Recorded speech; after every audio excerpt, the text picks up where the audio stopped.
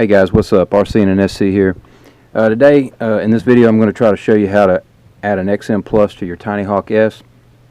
The reason I wanted to do this is simple, just because the SPI receiver on this right here, it just really doesn't have the range that I wanted. The VTX is okay. It might be a little bit better than the original TinyHawk, but it's actually still limited by the SPI receiver. So I actually had some fail-safes with this right off the bat. Maybe 100, 150 feet. It just depends if there's anything, a tree or anything like that could really affect it. And you know, if you're going to stay in your house, just in your backyard, really close proximity, I would just say leave it like it is. It flies very well like it is. Don't bother doing this mod.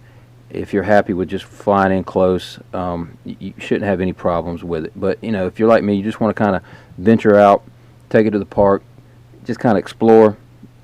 This may be what you would like to do. So just keep in mind though, if you put an XM Plus in this, now you're going to be limited by the VTX range, which is, you know, it's okay. It's only 25 milliwatts, and you know, I haven't really pushed it because I just hadn't flown it that far yet. But when you put a XM Plus in here, you're going to be limited by that range of the VTX. I'm not going to cover this in the video, but I did put a VTX02 in here, which is 200 milliwatts, so I'm not going to really have that problem. I'm going to have pretty much all the range that I desire out of this. But if you're having some fail-safes with this, guys, this definitely is going to be a good upgrade. All right, guys, so if you're still with me, I'm just going to quickly give you some highlights of what we're going to cover, and then we'll get into it. First thing we want to do is we're going to flash the receiver, the XM Plus, with the RSI version. You do not have to do this. If you want to, if you still want your RSSI, then you know you got to do this. But again, you don't have to. But I have all my receivers flashed with the RSSI version. I'm having a hard time saying that, but I'll show you a very quick overview how to do that. The first part of this video. Next, we're going to just cover installing the receiver, and then setting up the UART in the ports tab, configuring the receiver in the configuration tab, and then setting up the RSSI in the receiver tab. And lastly, I had to go into the CLI and set the serial RX_inverted to on. It comes in as default on UART1 or for the serial port. So we're going to cover all that, and so let's get started. Alright guys, the first thing you're going to want to do is go to the FrSky site, and you're going to download a file for your XM Plus with the RSSI version. And the file is going to be, to how to get to that, hit menu and then page over, and you're going to come down to firmware. I'm going to show you the file, and this is where it's going to end up. It's XM Plus FCC 170313-RSSI 16.frk. That's the file you want to look for on the FrSky site. If you go to the receivers section of the FrSky site, find the XM Plus, click on it. You should find a download section and find that file right there. What you're going to do is download that to your computer, take your SD card out of your transmitter, and copy that file onto the SD card in the firmware section of your on your SD card. Okay, so when you put it back into your transmitter, what you should have when you go back and look at it under firmware, you should have that file right there. Okay, so the next thing you want to do is, let me flip this over. You want just a cable. All you need is like a servo connector to make this work. Okay, I'm going to show you the pin layout too, because it's not actually labeled. The bottom pin is going to be your signal wire that goes to the pad on the signal pad on your receiver. The second pin up is going to be your ground, which is going to go to the ground on your receiver, just like you're hooking it up in a quad. Same layout. And then the third pin, the red wire, is going to be your volts, your 5 volts supplying voltage to this receiver. Okay, once you have that hooked up, I actually have a little plug in here. You don't have to do that. You can just simply put these 3 wires right where my thumb is, and you can solder it straight to your receiver. however you want to do it. But this little servo connector really helps make that work. But a really simple little connector, guys, and you can flash anything this way. Okay. Then what you're going to want to do after you have the firmware on your computer or on your SD card in your transmitter, and you have your cable hooked up to your receiver, everything's good to go.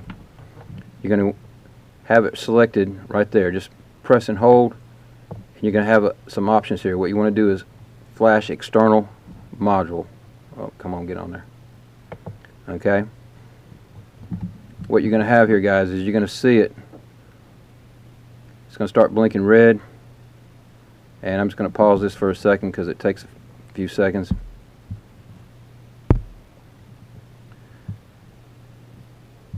Alright, there it is.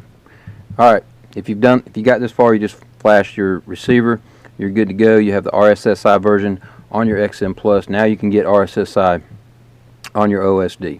Alright, let's move on with the installation. Alright, as far as the installation of the receiver, this is probably for me the simplest part. On your board, I'm going to put a picture on the screen. On your board, right next to the SPI antenna, the stock antenna that comes with it, right next to it you're going to see the S-bus pads, your 5-volt, your ground, and your signal.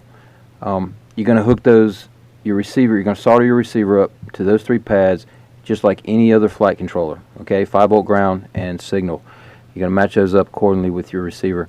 That's pretty simple. As far as where to put it, what I found, I experimented with some different things to do. I thought about trying to cram it in the back here, but it was probably a little too tight. But it actually fits really well right up underneath the battery tray.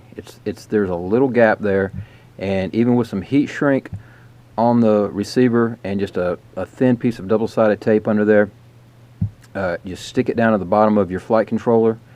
And I actually have the antenna wires coming out the back. That's why it's kind of crooked, because the antenna wires are offset to this side, and if I had it in there straight, it's going to hit these cables. So I just put a little tilt in it. Works just fine.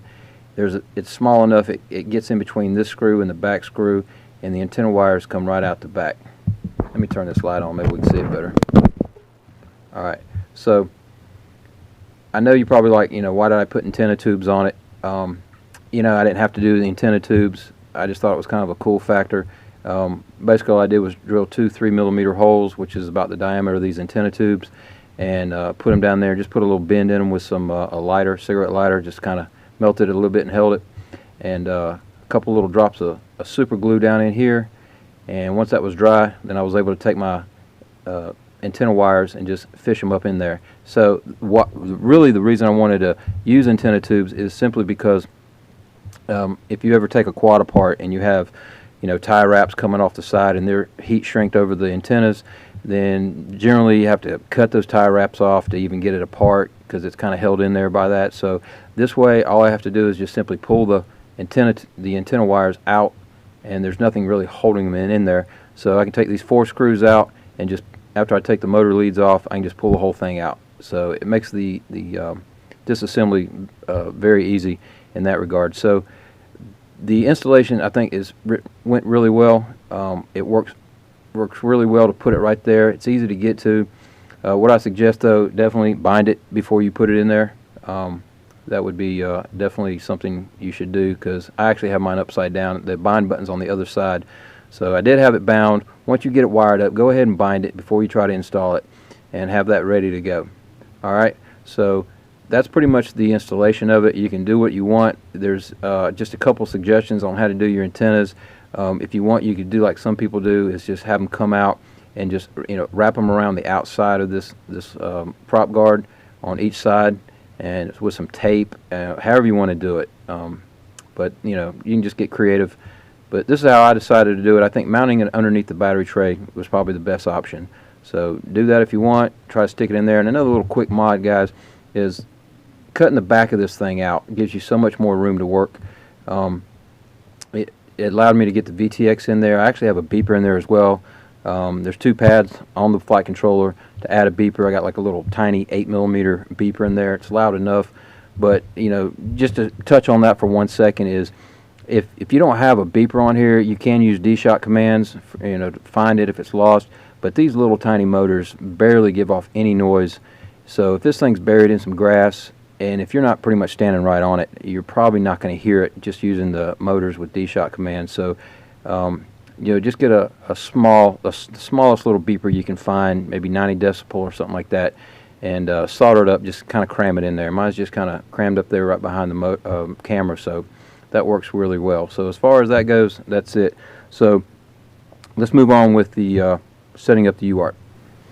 Alright, as far as setting up the UART, it's really simple. What you'll see on the screen is you're going to be in the Ports tab in Betaflight. What you want to do is select the UART1 under the receiver column, RX column. Just turn that on, and that's it. So what you want to do is now you want to go to the configuration tab. So if you look on the screen, you're going to scroll down to where it says receiver, and let's see, it's going to say receiver mode and serial provider. You're going to change that from SPI receiver to serial based receiver, and under that, for serial receiver provider, you're going to select S-Bus. Okay, make sure you save these as you go, and go back and double check and make sure it did take your save. Every time you make a change, save it at the bottom of the screen. Alright, now what you're going to want to do is go to the receiver tab. The only thing we're going to do there is actually set up your RSSI. If you'll notice up next to where I have highlighted, it's going to say aux 12. When you do the flash on this receiver, it's going to automatically set up RSSI on channel 16, which will be aux 12. So simply hit the drop down list and select aux 12, and that's done. Now the last thing you're going to want to do is go to your CLI. Okay, actually what I should have probably put a screenshot of this, but type get serial RX underscore inverted. Just type that, hit return, and see what it comes up. And if yours says, which it should by default come up and say serial RX underscore inverted equal off, then what you're going to do is simply type set serial RX underscore inverted equal on. Hit return, type save, hit return again, and it should reboot your quad. That's it. Everything should be done. You should have everything set up and RSSI in your goggles. So if you already had the RSSI set up, you know, for the original setup, the stock setup, you should now be getting the RSSI from your XM Plus. Alright, lastly guys, back on the bench here, and there's a couple of things I just want to mention here that could throw you, which actually did throw me. I did some things and had to reflash my flight controller, and you know, I made a rookie mistake and I didn't pay attention what the target was. And I would recommend this you always do when you get a new flight controller. Plug it into Betaflight, go to the CLI, type version, and get all the information you can off of it as far as what the target is, what version it is. Write that down and actually do a CLI dump. If you don't know how to do that, there's some videos on it, but do a CLI dump, back that up, get it right out of the box, okay, before you make any changes, so you always have something to go back to. Now what threw me is when I did that, I was like, well, I can't remember what the target was, so I looked on the documentation, and I don't know if you can read that. I don't know if it'll stay in focus, but it says Maytech F411. That's it. That's what it says. That is not correct for the TinyHawk S. That is the target for the original TinyHawk. They apparently missed that when they updated this documentation. What it is Maytech F411 RX. They're both listed in there. I flashed it with the version that it says in the documentation, and I didn't get anything. And basically, it just like a steady tone when you first plugged it in, and I knew something wouldn't connect, wouldn't do anything. So I went on Emax's site and actually found that. I can't remember where, but you don't have to look for it because this is it, Maytech F411 RX. So if you do flash it, make sure you use this target, and it is flashed with 4.0.0. What I'm going to do, guys, also I was on the Emax site and I actually did a CLI download from their site, the original stock setup, and if it will let me, I will include that in the description. It's going to be a long file because it's the whole thing, but if you have any problems with trying to do this, all you have to do is just do a dump back into your CLI and put everything right back to the original. Okay, you may have to go back and reset your modes and that kind of thing, but at least it'll put you back to where you were factory. That's it, guys. If you have any questions about anything I did, if I said something wrong and made any mistakes, please point them out. I'll try to make the corrections. If you have any questions, leave them in the comments below. But I hope this helps you out. Thanks for watching, guys. Talk to you in the next one.